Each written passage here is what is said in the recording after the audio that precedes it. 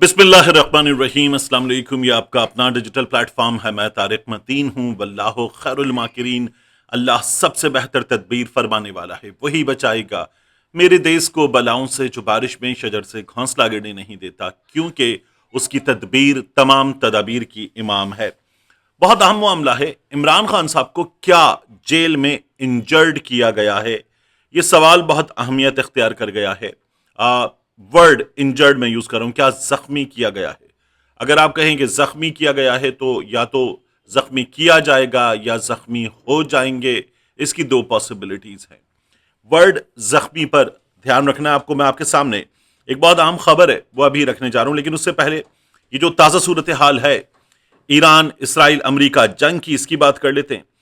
देखिए, आज बहरीन की तरफ से हम ये शोर सुन रहे हैं कि डीसैलिनेशन प्लांट, समंदरी पानी को मीठा करके पीने के काबिल बनाना, इस्तेमाल के काबिल बनाना, ये जो प्लांट है बहरीन का, उस पर बहरीन कह रहा है कि ईरान के ड्रोन हमले में नुकसान पहुंचा है, प्लांट को निशाना बनाया गया।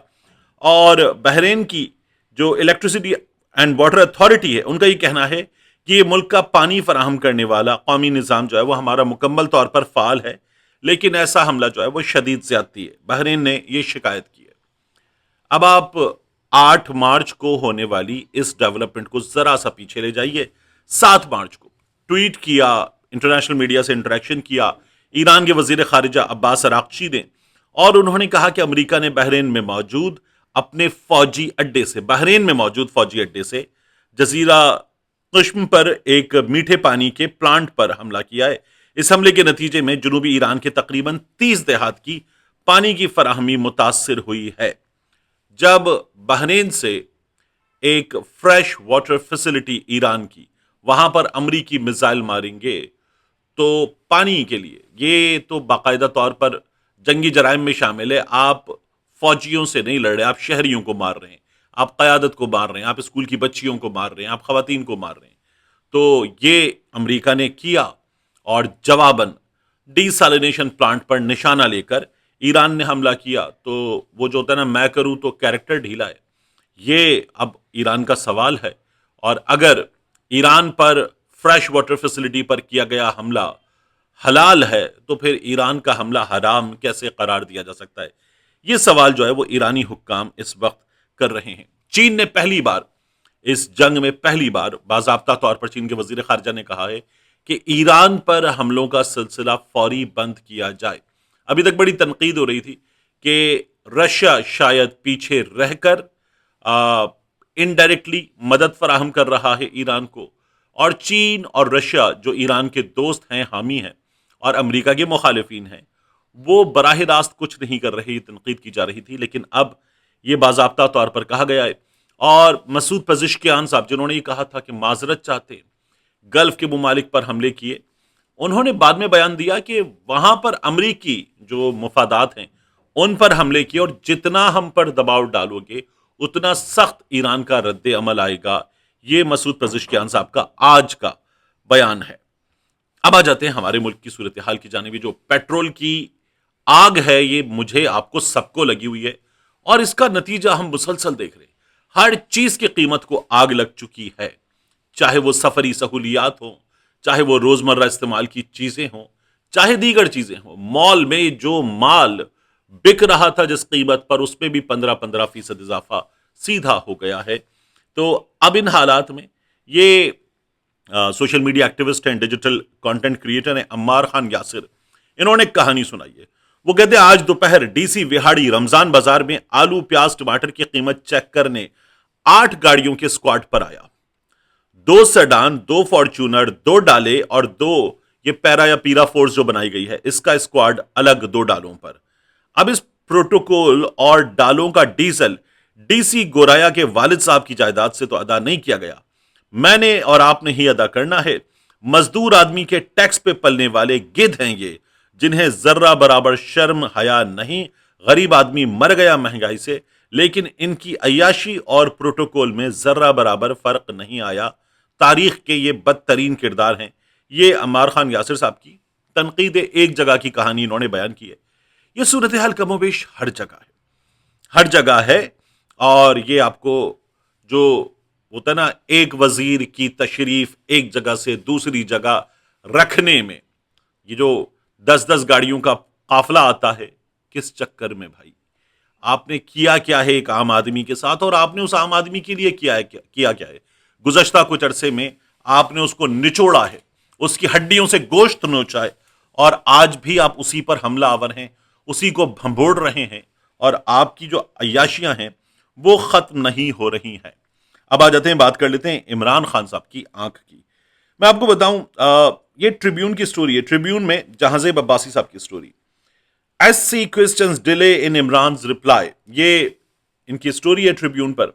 اب اس سٹوری کے حوالے سے مجھے آپ کو بتانا کیا ہے۔ اس سٹوری میں ایک پیراگراف ہے، اور وہ پیراگراف کہتا ہے، representing the P T I founder barrister Ali Zafar argued that the real issue was that the PTI founder had been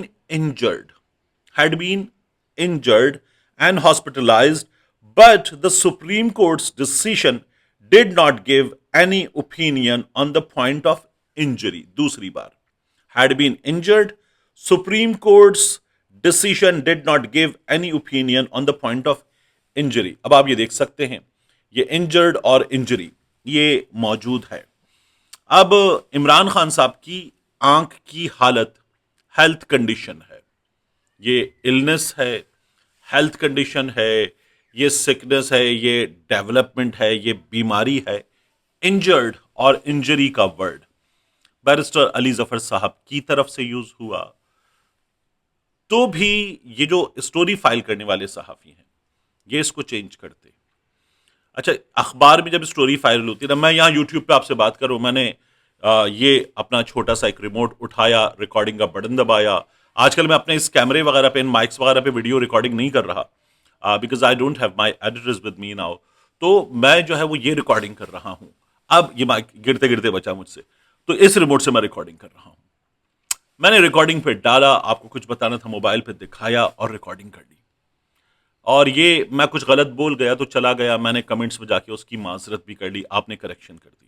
یہ اخبار ہے، اس اخبار میں رپورٹر نے فائل کیا، فائل کرنے کے بعد پروف ریڈ کیا، پروف ریڈ کرنے کے بعد اس نے وہ دے دیا اپنے اگلے اسٹیپ پر۔ سب ایڈیٹر، ایڈیٹر وغیرہ 2 سے 3 مرحلوں میں اسٹوری چیک ہوئی، اور اب اے آئی ٹولز وغیرہ ہیں، مختلف ٹولز کا یوز کیا جاتا ہے، تو ان کے ذریعے چیک ہوئی۔ پھر اس کے بعد یہ عمران خان کا معاملہ ہے، اسٹیبلشمنٹ ہے، حکومت ہے، عدالتیں ہیں، بہت حساس معاملہ ہے، سینسرشپ کے معاملات ہیں۔ عمران خان کے حوالے سے سٹوریز کے ایک ایک ورڈ پر نظر رکھی جا رہی ہے۔ یہاں ورڈ انجرڈ، انجری، یہ گیا اور یہ پبلش ہو گیا ہے۔ تو کیا عمران خان کو جو ہمارے سامنے رپورٹ آئی بیرسٹر سلمان صفدر کی، اور اس میں ہیلتھ کنڈیشن بتایا گیا، ڈاکٹرز نے ہیلتھ کنڈیشن بتایا، کیا کہیں انجر کیا گیا ہے، یا عمران خان صاحب کو کوئی انجری ہو گئی ہے، کسی چیز سے ٹکرا گئے ہیں، وہ آنکھ کی انجری ہو گئی ہے، ہاسپٹل لے جائے گئے ہیں، کیا ہوا ہے؟ میں اس میں حسن ظن بھرپور رکھتے ہوئے یہ غلطی مان لوں اور کہوں کہ یہ غلطی ہوئی ہے، بیرسٹر علی ظفر صاحب سے بولنے میں غلطی ہوئی، اخبار نے ویسے ہی لکھ دیا، اخبار نے چینج نہیں کیا، ہو گیا، بیرسٹر علی ظفر صاحب کو دوبارہ رابطہ کر کے بھی چیک نہیں کیا گیا۔ میں حسن ظن مان لوں کہ یہ غلطی ہے، لیکن جو ڈاؤٹ ہے نا وہ پیدا ہوتا ہے کہ یہ ملٹیپل اسٹیپس ہیں، اور ان ملٹیپل اسٹیپس میں یہ کہیں چیک نہیں ہوا، اس لیے تھوڑا سا ڈاؤٹ پیدا ہوتا ہے کہ خدا نہ خواستہ عمران خان صاحب سے ملاقاتیں کس لیے روکی گئی ہیں۔ عمران خان صاحب کیا بتا سکتے ہیں؟ کیا بعد میں کچھ ہوا ہے؟ سلمان صفدر صاحب والی رپورٹ کے بعد بھی کچھ ہوا ہے؟ کیا کوئی چیز ہوئی ہے ڈیالہ جیل میں؟